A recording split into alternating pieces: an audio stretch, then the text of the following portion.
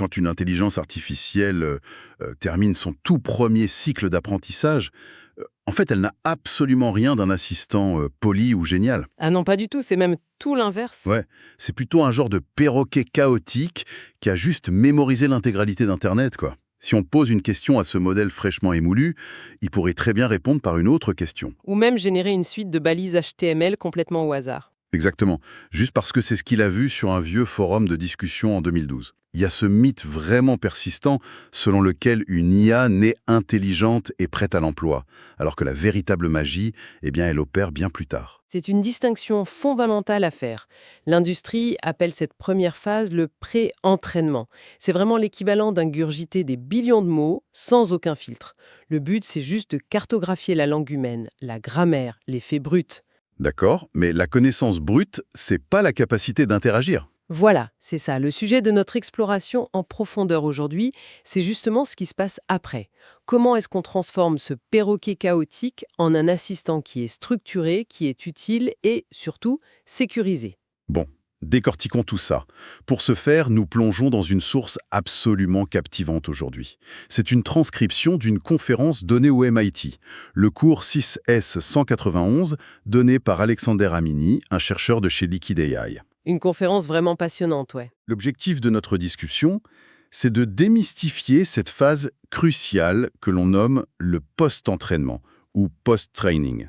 Et selon cette conférence, la toute première étape de cette métamorphose, ça s'appelle le Supervised Fine-Tuning, le SFT. Le Supervised Fine-Tuning, en gros, c'est l'école des bonnes manières de l'algorithme. Puisque le modèle sait déjà parler, on doit maintenant lui imposer un format. Un format de conversation, c'est ça, Ellie? Exactement. On va lui fournir des milliers d'exemples très stricts de paires de questions et de réponses. Mais surtout, on lui inculque un truc qu'on appelle un chat template. C'est une structure de dialogue très rigide. Ah oui, j'ai vu ça dans la source. Il y a 3 rôles distincts, c'est bien ça? Oui, le modèle apprend à différencier le système, qui définit les règles globales en arrière-plan, l'utilisateur, qui donne la consigne, et l'assistant qui doit fournir la réponse. C'est par cette exposition ultra répétitive à ce format qu'il comprend qu'on attend de lui une réponse directe. Et pas juste la complétion du texte, quoi. C'est un peu comme élever un enfant. Le pré-entraînement, ça lui donne le dictionnaire, mais le SFT, ça lui apprend qu'on ne crie pas la définition d'un mot au visage des gens lors d'un dîner mondain, tu vois. C'est une excellente analogie. On lui enseigne la dynamique de l'échange. Mais la conférence précise qu'apprendre le format, ça suffit pas. Il faut passer par une étape qui s'appelle l'alignement des préférences. Oui, le préférence align. C'est là que je bloque un peu. Au lieu de simplement montrer la bonne réponse, on lui présente une bonne réponse et une mauvaise réponse qu'on rejette intentionnellement. Mais si le modèle connaît déjà la langue, pourquoi on a besoin de lui montrer une mauvaise réponse alors? Ce qui est fascinant ici, c'est la mécanique mathématique derrière l'apprentissage. Il faut se rappeler qu'un algorithme n'a aucune boussole morale. Il ne comprend pas le concept abstrait du bien ou du mal. Ni ce qui est poli ou dangereux. Voilà. Il ne manipule que des probabilités et des distances vectorielles. Donc, lors de l'alignement, on lui montre deux trajectoires, celle de la réponse choisie et celle de la réponse rejetée.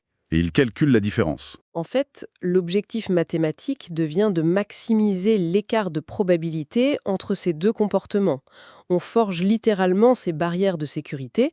Le modèle ajuste ses poids internes pour s'éloigner le plus possible du profil mathématique de la réponse toxique. Tout en se rapprochant de la réponse qu'on veut, du coup. Ça crée une vraie direction comportementale. Et c'est avec ça qu'on sculpte différents profils d'IA. C'est ça. Le chercheur du MIT explique qu'on peut orienter ce fine-tuning de trois manières principales. Oui, il y a l'usage général d'abord, pour créer ces assistants polyvalents qui passent d'une recette de crêpes à de la physique quantique. Ensuite, tu as l'usage spécifique à un domaine. Par exemple, ingurgiter tout le jargon médical ou juridique. Ou changer le ton d'un email. Et enfin, l'usage ultra spécifique à une tâche. Genre devenir juste un correcteur orthographique ou faire du résumé de texte. Et plus le champ d'action est étroit, moins on a besoin d'exemples pour l'entraîner. Ce qui nous amène directement à la question de la matière première. D'où viennent ces exemples? Pendant le pré-entraînement, on absorbe des océans de données brutes. Ouais, des trillions de tokens, la quantité avant tout. Mais dès qu'on passe au post-entraînement, la dynamique s'inverse totalement. On a besoin d'un volume de données drastiquement inférieur, mais d'une qualité absolue. Une qualité chirurgicale. Le chercheur parle de 3 piliers pour définir cette qualité. D'abord, l'exactitude, l'accuracy. Ça semble évident, mais c'est crucial. Si tu entraînes un modèle à coder, tu peux pas te contenter d'un code qui a l'air sympa. Il faut exécuter des tests unitaires en boucle pour prouver que ça marche. Ensuite, le deuxième pilier, c'est la complexité. On est passé de requêtes simples, genre quelle est la taille de la tour Eiffel, à des trucs générés par des frameworks comme AutoEval. Oui, AutoEval ajoute des couches de contraintes. Du style, explique la taille de la tour Eiffel, mais en incluant une comparaison avec 3 autres monuments, sous forme de tableau, et sans utiliser la lettre E. C'est fou ça. Ça force vraiment l'algorithme à structurer une pensée complexe. Et enfin, le troisième pilier, c'est la diversité. Ah, la diversité. C'est sans doute le défi le plus redoutable de l'industrie en ce moment. Imagine l'espace des connaissances humaines comme une immense carte géographique. D'accord? Les conversations humaines réelles couvrent toute cette carte. Mais si un labo nourrit son modèle juste avec des milliers de problèmes de maths ou du code Python, la compréhension du modèle se rétracte. Il se concentre dans une zone minuscule de la carte, quoi. Il devient un génie en maths, mais il sait plus dire bonjour correctement. Exactement, c'est ce qu'on voit sur les graphiques de la conférence. Et c'est là que ça devient vraiment intéressant, surtout concernant le débat sur les données synthétiques. Attends, je t'arrête là-dessus, parce que j'ai une objection logique. Générer des données synthétiques avec une IA, ça coûte infiniment moins cher. Pourquoi ne pas simplement laisser GPT-4 créer des millions d'exemples de complexité variable et s'en contenter? C'est tentant, c'est sûr. Bah oui, payer des humains pour rédiger des questions complexes, ça prend des mois et ça coûte une fortune. L'IA ferait ça presque gratuitement. Techniquement, c'est ce qu'on appelle le piège de l'effondrement de la diversité, ou le mode collapse. Les modèles de langage cherchent toujours le chemin le plus probable mathématiquement. Donc il tourne en rond. Ils convergent vers une moyenne, oui.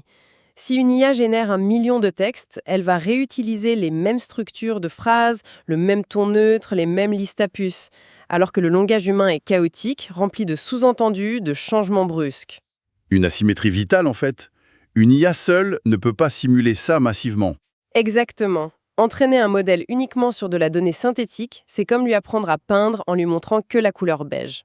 D'accord. Donc l'humain reste indispensable. Bon, on a nos données parfaites. Mais comment on fait entrer tout ça dans un modèle géant? Le chercheur parle du cauchemar matériel du full fine-tuning. Ah oui, réentraîner chaque paramètre d'un modèle qui pèse des dizaines de gigaoctets, ça demande une mémoire vidéo colossale. Il faut stocker les gradients, l'optimiseur, bref, c'est impossible sans un centre de données entier. Et c'est là qu'interviennent les algorithmes d'optimisation, les fameuses méthodes PEFT, pour Parameter Efficient Fine-Tuning. La star de la conférence, c'est Laura. L'aura est brillante.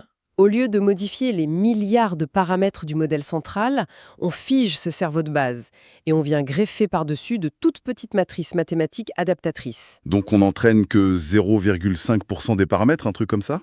C'est ça. Le temps de calcul s'effondre et ça économise énormément d'argent. Et avec QLoRa, on quantifie même le modèle en 4 bits pour le compresser encore plus, au prix d'une toute petite baisse de performance. Si je comprends bien, utiliser Laura, c'est comme ajouter des lunettes de vue à une personne. On va pas lui refaire chirurgicalement le cerveau pour qu'elle lise mieux, on lui met juste un filtre puissant et léger. C'est une très belle image. Et si l'on relie cela à la vue d'ensemble, parce que ces lunettes sont de simples petits fichiers, on peut les partager sur Internet. Des outils ouverts comme Unslot, TRL ou Axolot, avec ces fichiers YAML, ont démocratisé tout ça. N'importe qui avec un bon GPU peut optimiser des modèles chez soi maintenant. Fini le monopole des géants de la tech. Mais bon, la bataille algorithmique ne s'arrête pas là. Il y a aussi le combat de l'alignement LLM, PPO contre DPO. Oui, le PPO pour Proximal Policy Optimization, c'est une méthode historique mais très lourde. Elle nécessite de charger 3 modèles simultanément en mémoire. Le modèle de base, le modèle en entraînement et un modèle juge. 3 modèles géants en même temps, c'est une usine à gaz effroyable. Totalement. C'est pour ça que le DPO, l'optimisation directe des préférences, est recommandé aujourd'hui. Les chercheurs ont réussi à intégrer l'équation des préférences directement dans la fonction de perte. Donc on n'a plus besoin du modèle juge. Non, on passe de 3 modèles à seulement 2, voire un seul, avec des adaptateurs LoRa. C'est beaucoup plus stable et léger. D'accord, on a la donnée, on a l'entraînement léger, mais et si on voulait pas entraîner depuis zéro? Et si on voulait juste fusionner des modèles existants? C'est l'alchimie moderne dont parle la source, le modèle merging. C'est une technique fascinante. Au début, sur les forums, tout le monde pensait que c'était une blague de vouloir fusionner des réseaux de neurones. Aujourd'hui, toutes les entreprises d'IA le font. Attends une seconde, on parle littéralement de faire la moyenne mathématique des cerveaux de plusieurs IA. Comment est-ce que ça crée pas juste une soupe algorithmique confuse où le modèle perd complètement la tête? C'est une excellente question, et c'est tout le défi. Faire une simple moyenne, ça détruit la géométrie interne. C'est pour ça qu'on utilise des méthodes comme SLRP, qui fait une interpolation sphérique douce le long de la surface des connaissances. Ah, donc on trace un chemin propre au lieu de couper à travers.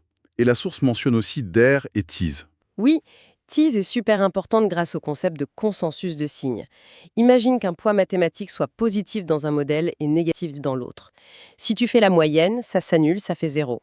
La compétence est détruite. Ah oui, c'est logique. Le consensus de signes de Thiès identifie la direction dominante et force les modèles à s'aligner avant la fusion.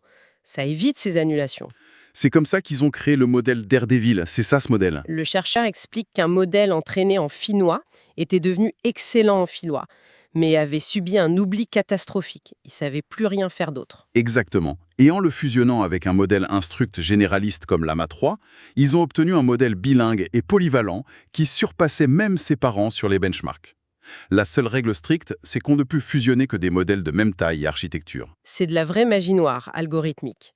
Mais ça nous amène au casse-tête ultime. Si l'on crée ce super modèle fusionné, comment on prouve scientifiquement qu'il est meilleur? La conférence dit que l'évaluation est le plus grand problème actuel. C'est le mur auquel toute l'industrie se heurte. D'un côté, tu as les benchmarks automatisés, comme le MMLU ou le GSM8 pour les maths. C'est pratique parce que c'est scalable et pas cher. Oui, mais c'est totalement éloigné de la façon dont les humains utilisent les chats. Personne ne se connecte à ChatGPT pour lui demander de choisir entre la réponse A, B, C ou D. C'est clair. Du coup, on utilise l'évaluation humaine, la chatbot Arena. Des combats à l'aveugle entre modèles optimisés directement sur la préférence humaine. Mais c'est lent et très cher. Et surtout, les humains sont biaisés. Les données de la Chatbot Arena montrent que les testeurs préfèrent systématiquement les réponses longues, bien formatées et affirmées avec une grande confiance, Même si la réponse est fausse? même si elle contient des erreurs factuelles monumentales. Alors, qu'est-ce que tout cela signifie? Je vais faire l'avocat du diable. Si le but ultime est de faire un assistant pour les humains, pourquoi ces biais seraient-ils un problème? Si l'utilisateur préfère une réponse longue et confiante, le modèle fait son travail, non? Cela soulève une question importante sur la responsabilité. Il y a une distinction cruciale entre paraître utile, le biais de confiance, et être factuellement exact, l'accuracy. Un assistant qui te donne de mauvais conseils médicaux avec un ton très rassurant, c'est dangereux. C'est même catastrophique. C'est pour ça qu'il faut un mix de toutes ces évaluations. On utilise aussi des LLM comme juge, c'est rapide, mais attention, ils héritent des mêmes biais humains. On tourne un peu en rond avec l'évaluation. Et pendant ce temps, l'entraînement et l'évaluation atteignent certaines limites d'échelle. Ce qui nous amène à la dernière frontière abordée par le MIT, l'avenir, en 2025 et au-delà. Le Test Time Compute Scaling. C'est un changement de paradigme majeur. Plutôt que de tout miser sur la puissance de calcul pendant des mois d'entraînement, on augmente le temps de calcul pendant l'inférence, au moment où on pose la question.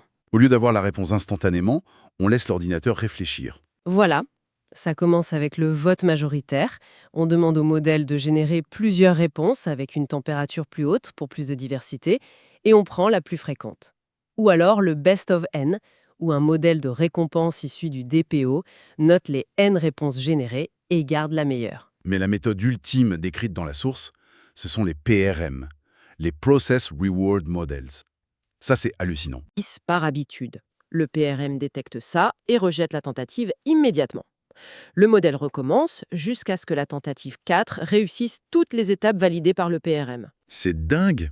C'est comme passer d'un élève qui lève la main pour balancer la première réponse qui lui vient à l'esprit à un mathématicien qui utilise du papier brouillon, qui vérifie chaque ligne, rature ses erreurs et soumet une copie parfaite. C'est tout à fait ça. Et les graphiques montrent qu'avec cette méthode, un petit modèle qui réfléchit plus longtemps peut battre à plate couture un modèle géant de 70 milliards de paramètres qui répond du tac au tac.